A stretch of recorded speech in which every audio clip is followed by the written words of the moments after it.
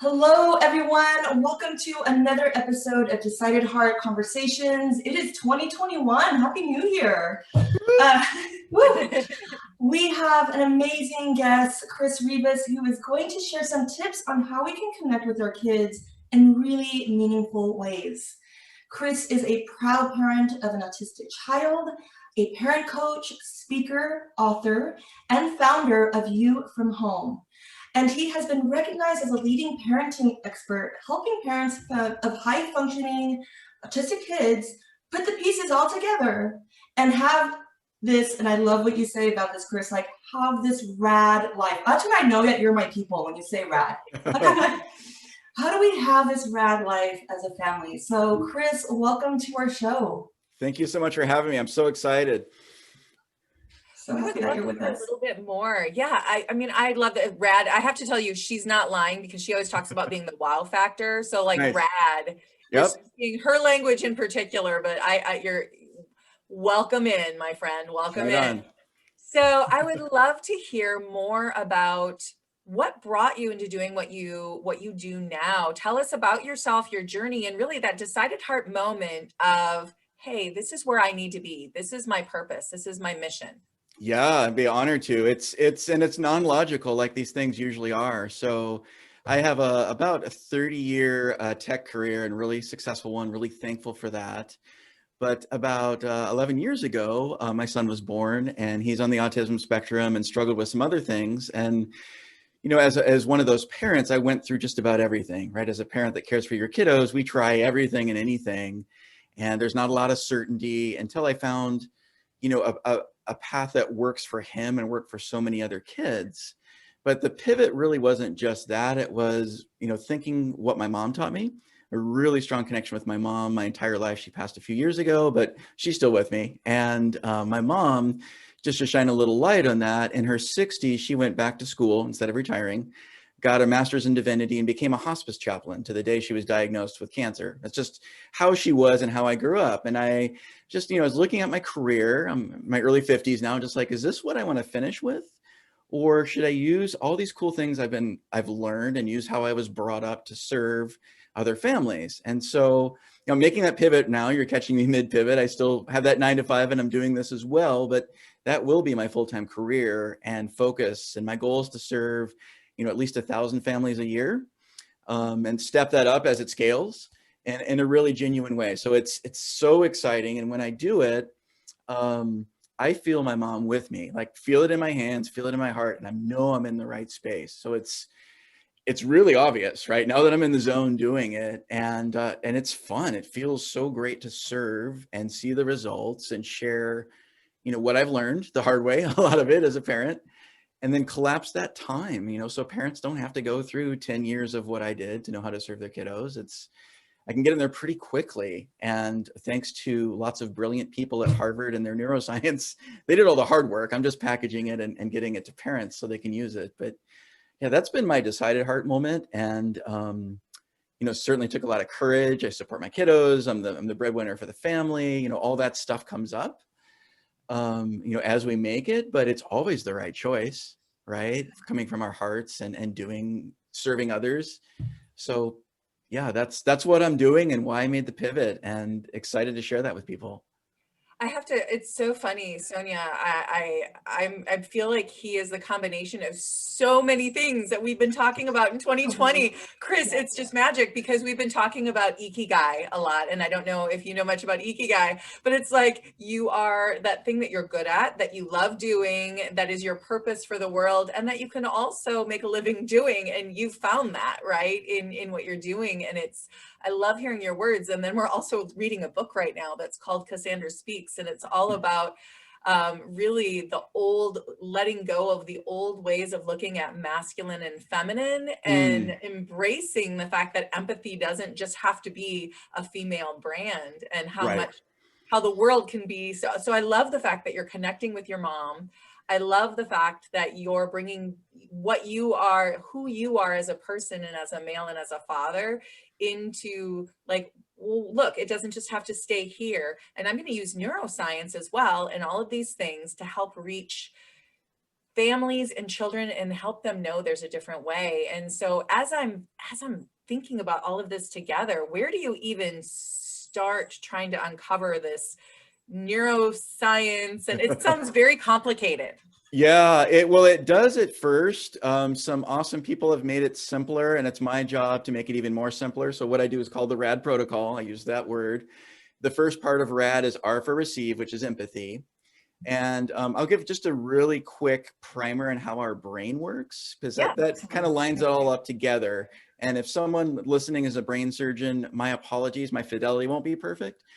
For the rest of us that aren't brain surgeons, it'll all make sense, Perfect. right? Including me. So all of our senses come in through the base of our brain. So see, hear, feel, touch, all route into the same place called our reticular activating system, okay? Big word. Think of it as a Google filter. So it's filtering out, think of a busy coffee shop and you walk in, there's a coffee machine going off. Let's pretend it's not COVID. Coffee machine going off, lots of people talking around, there's sound, there's a lot going on in that place. And if we took all that in at once, right, it'd be overwhelming, right? We'd be panicked, but our RAS filters that out and we're able to focus on certain things at a time. When we're in stress, or that RAS perceives stress, and that's important because whether the event really happens or their brains think it happens, it's a stressful event. The RAS is doing its job. It's trying to protect the species.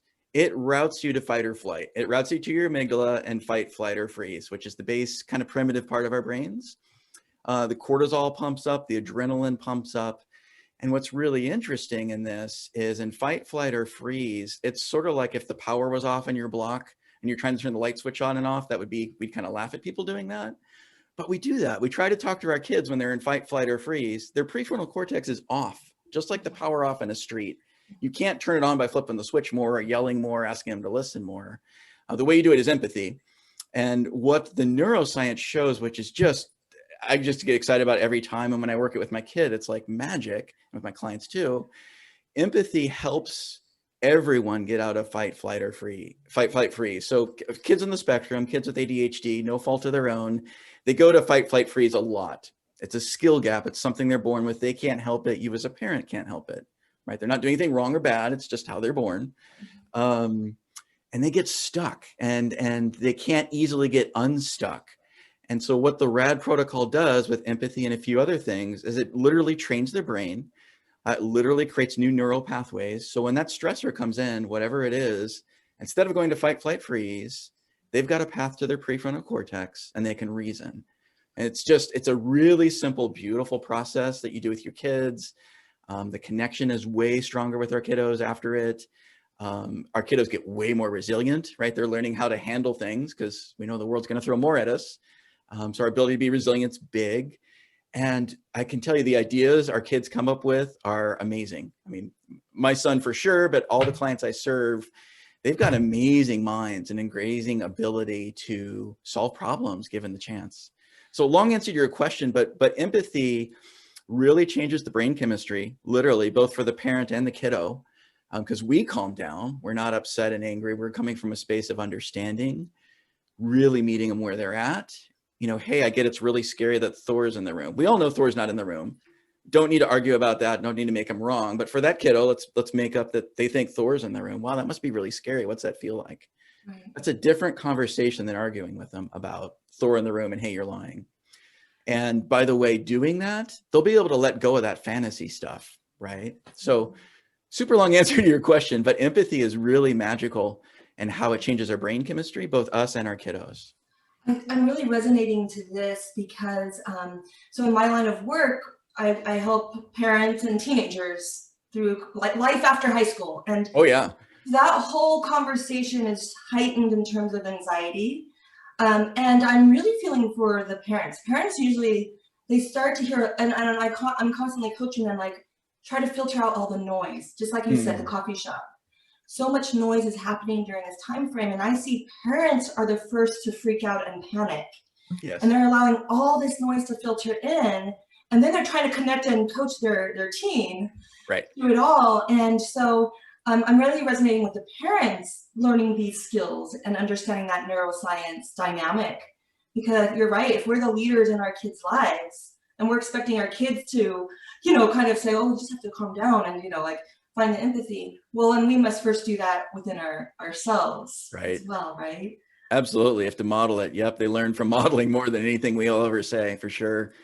They do, and I have a kiddo too that similar situation, Chris, just that has some. I always say we jokingly and lovingly in our house call it the alphabet soup, Uh-huh. where Yep. it's all about and so I remember one time having a conversation with my husband because he was like, I just don't understand, and I said, it's funny because if someone has a broken leg, we don't tell them to get up and walk on it. But when we Right. can see it, the only thing I could liken it to is I said, imagine you are super, super drunk. You would never say, or if someone else was, you would never turn around and say, sober up and get behind the wheel and drive.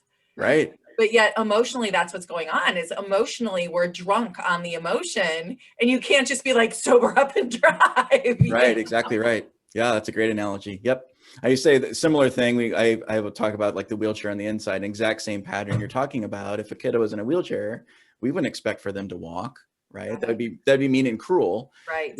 We might want to set them up for physical therapy and, help that possibility happen if it could, but it's not a, do this or else or get over it type of situation. It's harder to see that wheelchair on the inside, right? Yeah. And then Chris, in terms of the neuroscience and of course, like understanding it, is that something that you actually communicate with as a parent with your children? Like you educate them on the neuroscience and what's biologically happening? Is that helpful? I do. And so I do that because a lot of us, we go on autopilot as parents, no fault of our own, right? We have a family of origin and we generally, our go-to is what our parents did or what we experienced.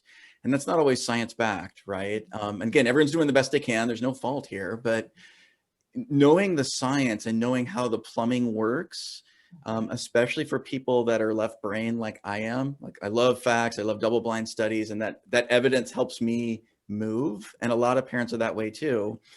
That helps because empathy, for good, bad, or indifferent, sometimes for guys, we're like, oh, that's wimpy, like we're giving in or something like that, which absolutely isn't true.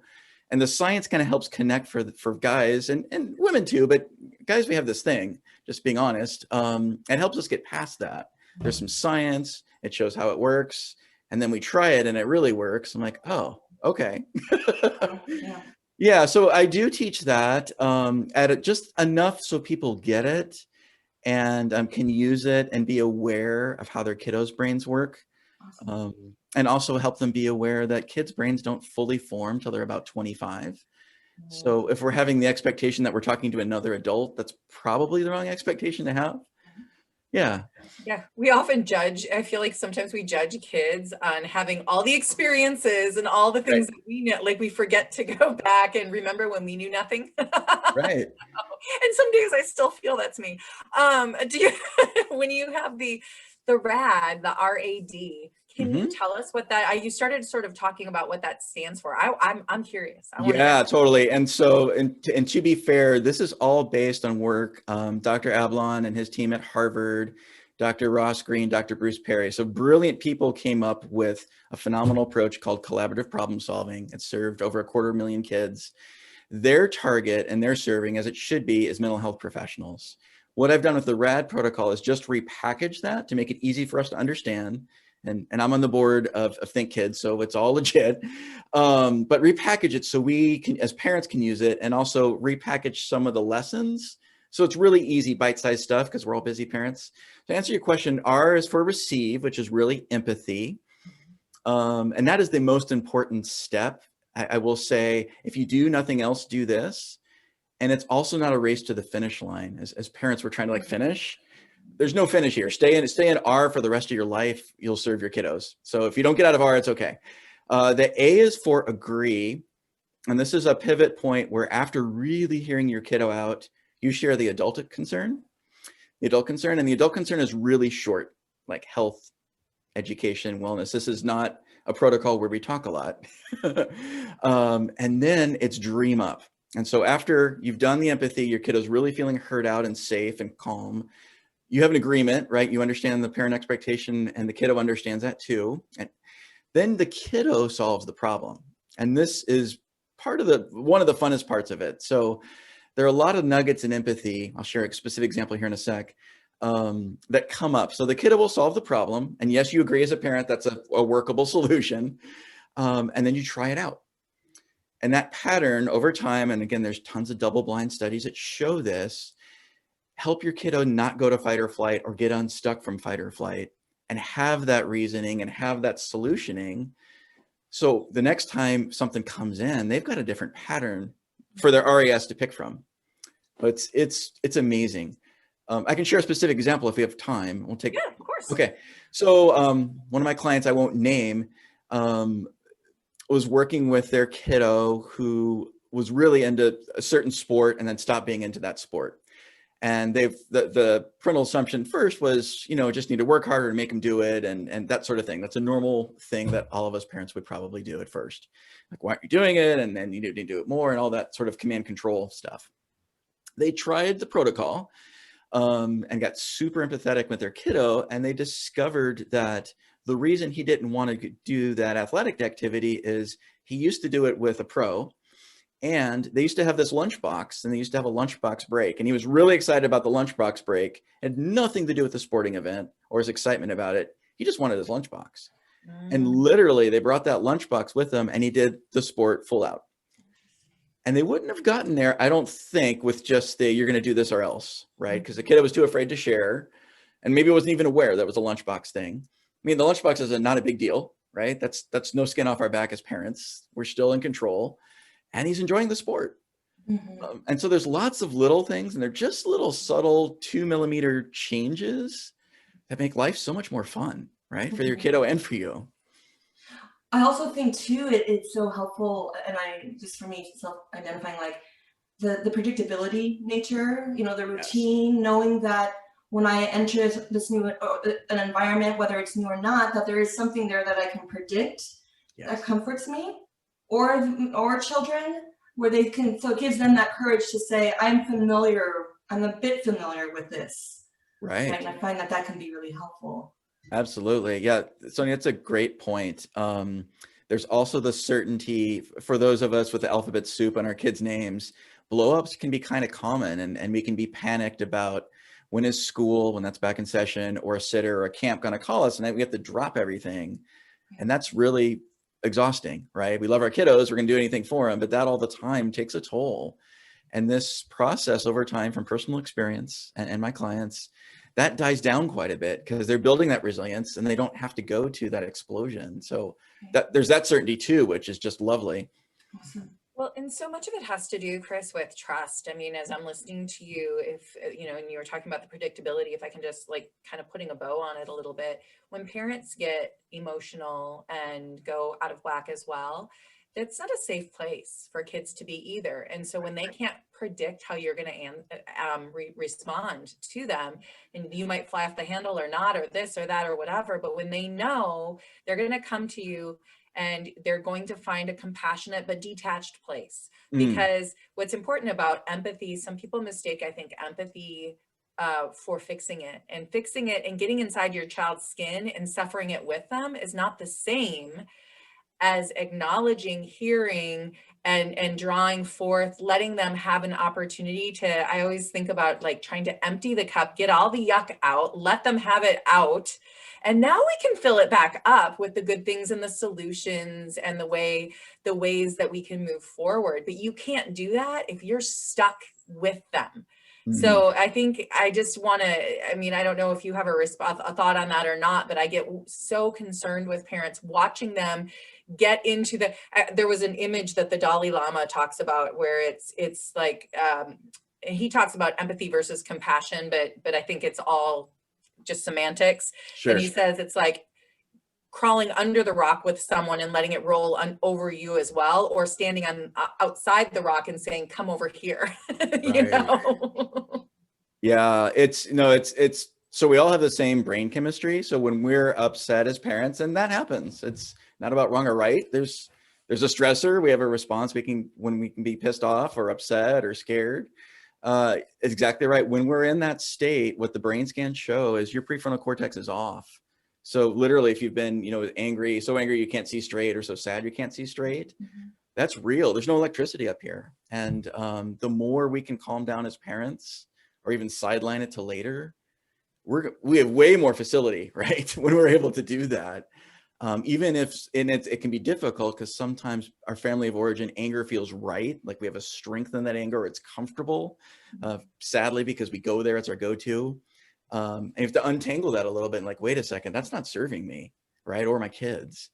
And realize we don't have those facilities. All these super smarts we have, we can't even use. Your IQ drops almost 20 points, by the way, when you're in fight, flight, or freeze. So we are dumber, right? When that happens.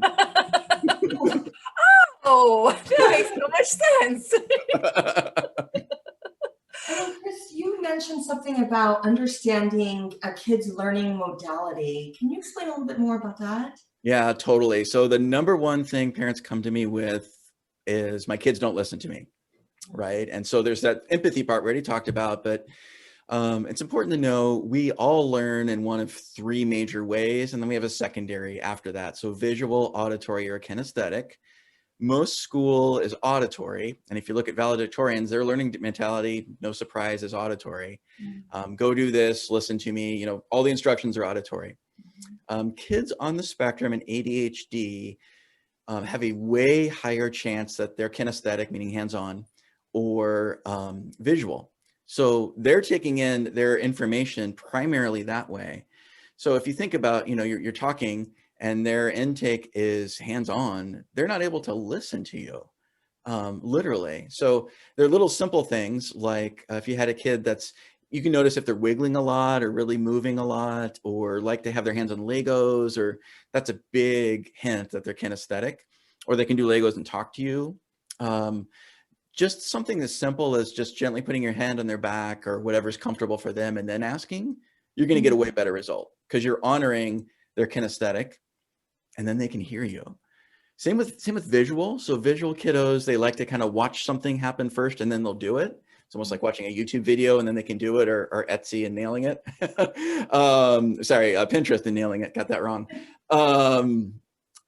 It's the same sort of thing. If you could honor their visual, which can be a picture or a drawing or demonstrating something done, and then asking them to, you know, demonstrating how to load the dishwasher instead of talking at them, telling how to do it.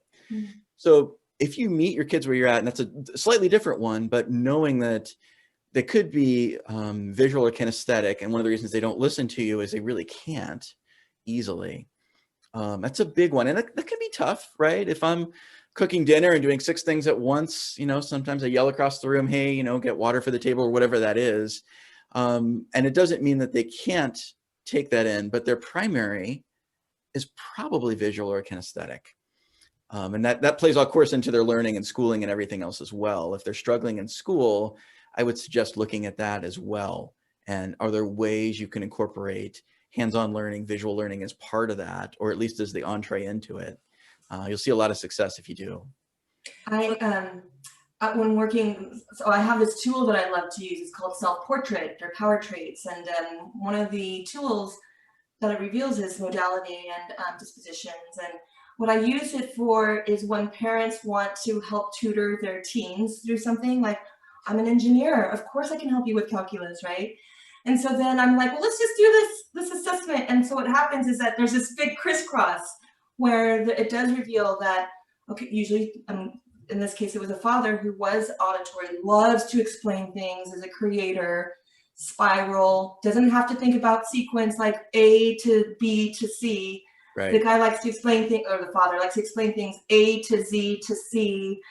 And then the daughter was like producer style, where it's like, I have to, first I'm a visual and I need to know things in order of sequence. Mm-hmm. So it's just such a great tool for something tangible for them to understand.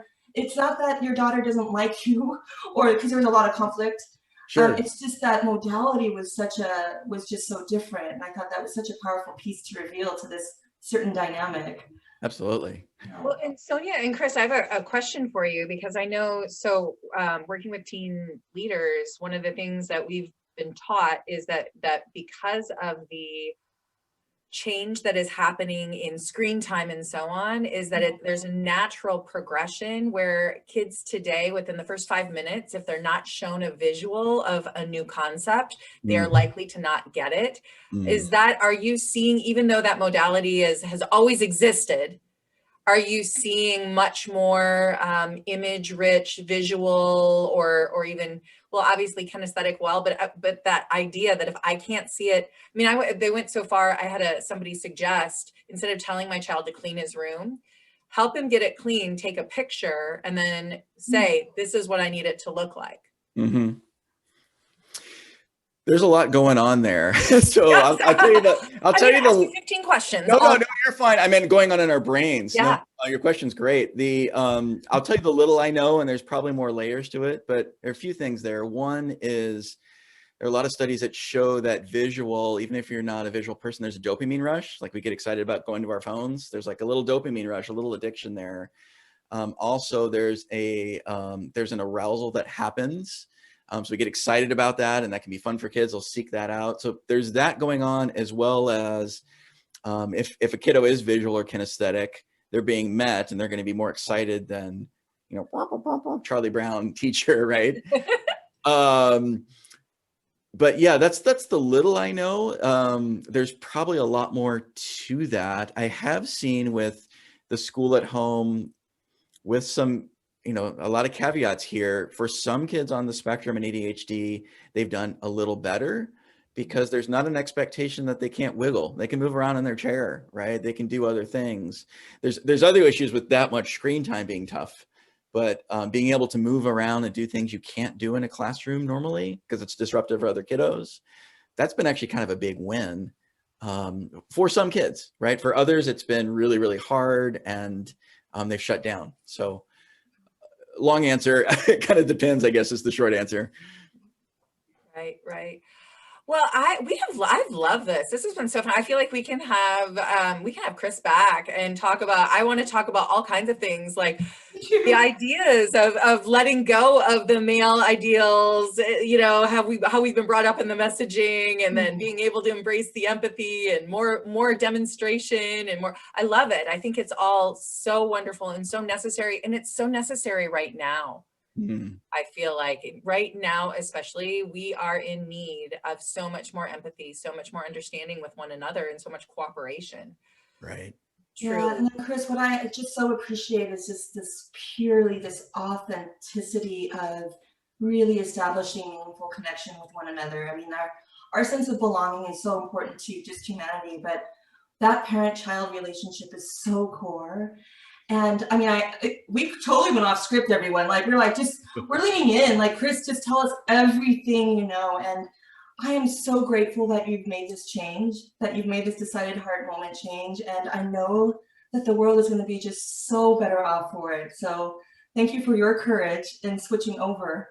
And then we're going to get to your 1,000 plus families a year. So I know that's actually a great segue for we'll of course have some contacts and information available in our description, both on YouTube and on Apple Podcast, as well as Spotify, and of course on our social media outlets on Facebook and Instagram. But if people want to, somebody's sitting there right now, and well, not right now, but in a second, and they're listening. we're right now saying it and saying, we need Chris, we need this help. We need to be able to learn to reach our kids on another level. Aha, the switch just went off. This is why we're doing this thing where we're missing each other. How can they get a hold of you? What's their first step? Yeah, thank you so much. So You From Home, YOUFROM from home. .com, and there'll be a link below, is my website. We're also on Facebook and Instagram. You'll find us there as well. So there's a bunch of blog posts and other things. We also have webinars you can watch to learn more about this in a little more depth, to see if it's a fit. If it is, there's a link on that to say, hey, I want to schedule a call. And so I always do calls with everyone just to understand their family. And be really honest with them, like, okay, I think I can serve you, and here's the ways we can do it. Or, you know what, I can't, but here's some other awesome things to check out. I don't have a one size fits all, buy this $9.97 thing and your life will be saved, because I think that's not honest or authentic. And I really am here to serve. So it's not a cheesy thing. It's really real. And I spend the time with the families or someone on my staff will, to know what they're going through. Of course, it's confidential, and say, okay, here's some things we can do for you. Generally, that looks like I have a digital program with either one-on-one or group coaching. for a few weeks, anywhere from 6 to 12 weeks, depending on what serves the family. And what's cool about online is, of course, we can do that anywhere, anytime. So that's the approach, and I'd be honored to serve if that's a fit. And if it's not, I'll certainly connect you, awesome people, to another place that can do that or give you some ideas. Thank you so much. And this is just a fabulous example of what can happen when we have a decided heart, when you lean into what that purpose, that mission that's calling you, that will serve the world is all about. I really think our purpose here is to be of purpose. Thank you so much, Chris, for using your talents to be of purpose. And we look forward to joining our listeners and viewers another week with another Decided Heart interview. Thank you. Awesome. Thanks so much.